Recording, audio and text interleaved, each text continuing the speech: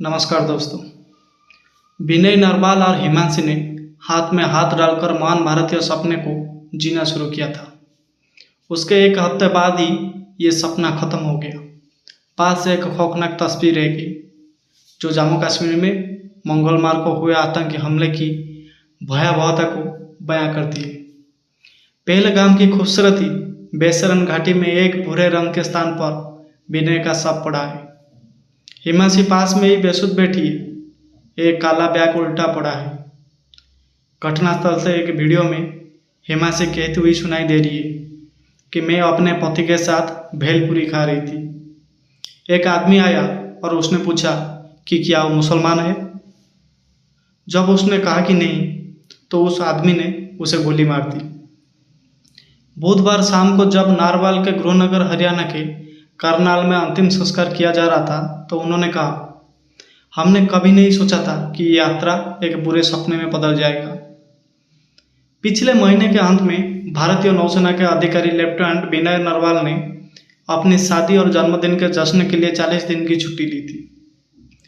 4 अप्रैल को उनकी सगाई हिमांशी से हुई जो पीएचडी कर रही है। शादी के कुछ दिन बाद वो दंपति दिल्ली से कश्मीर के लिए उड़ान भरकर रवाना हुए। नरवाल के दोस्तों और पड़ोसियों के अनुसार नरवाल 1 मई को अपना 27वां जन्मदिन मनाने के लिए भी उत्सुक थे, जिसके लिए उन्होंने एक भव्य कार्यक्रम की योजना बनाई थी। लेकिन 2 दिन बाद उन्हें हिमांशी के साथ कोची जाना था जहां वो रहते थे। लेकिन बुधवार की शाम को कर्नल शहर की जीटी रोड के सेक्टर 7 में नरवाल के घर के बाहर सजावटी पदों, दीवारों पर मेहंदी के दाग और प्रवेश द्वार पर आम के पत्ते की माला ने इस बात की गवाही दी कि क्या हुआ था। वहाँ सफ़ेद टेंट और निराशा की चीखें भी थी जो आज की वास्तविकता को प्रतिबंधित करती। नरवाल के दादा हवा सिंह, जो हरियाणा पुलिस में सेवा देने से पहले बीएसएफ से सेवानिवृत्त हुए थे, उन्होंने कहा, मैंने कभी नहीं सोचा था कि मेरा पोता मुझे इस तरह छोड़ देगा। वो हमेशा अपने कॉलेज के दिनों से ही रक्षा बलों में शामिल होना चाहता था। वो संयुक्त रक्षा सेवा परीक्षा पास नहीं कर सका, इसीलिए उसने सेवा चयन बोर्ड की परीक्षा दी और 3 साल पहले नौसेना में भर्ती हो गया। नरवाल के पिता राजेश कुमार पानीपत में कस्टम विभाग के अधीक्षक के पद पर कार्यरत है और उनकी मां आशा देवी गृहिणी है। उनकी जुड़वा बेटी सृष्टि दिल्ली में सिविल सेवा परीक्षा की तैयारी कर रही है। परिवार के सदस्यों ने बताया कि नरवाल की शादी हिमांशी से करीब 2 महीने पहले तय हुई थी, जो छात्रों के लिए ऑनलाइन कोचिंग क्लास भी चलाती है। नरवाल के पिता राजेश कुमार ने कहा, उसका 27वां जन्मदिन 1 मई को है। अब वो तारीख हमें हमेशा सताती रहेगी। हमेशा से पिता सुनील कुमार ने कहा कि कुछ दिन पहले मैंने उसके हाथों में मेहंदी और चूड़ा पहनाई थी। आज मेरे पास उसे सांत्वना देने के लिए कोई शब्द नहीं है।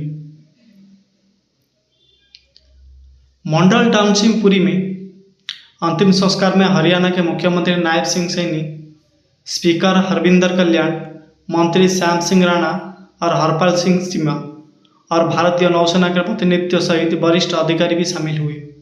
सैनी ने कहा कि सरकार आपके साथ खड़ी है, हम शीघ्र न्याय सुनिश्चित करेंगे। नरवाल के मित्रों और पड़ोसियों के अनुसार नरवाल ने पहले हनीमून के लिए स्विट्जरलैंड जाने की योजना बनाई थी, लेकिन विदेश जाने की अनुमति नहीं मिलने के बाद उन्होंने कश्मीर जाने का निर्णय लिया। नरवाल की पड़ोसी सीमा शर्मा ने कहा, शादी का जश्न 10 दिनों तक चला। वो बहुत प्यारा लड़का था।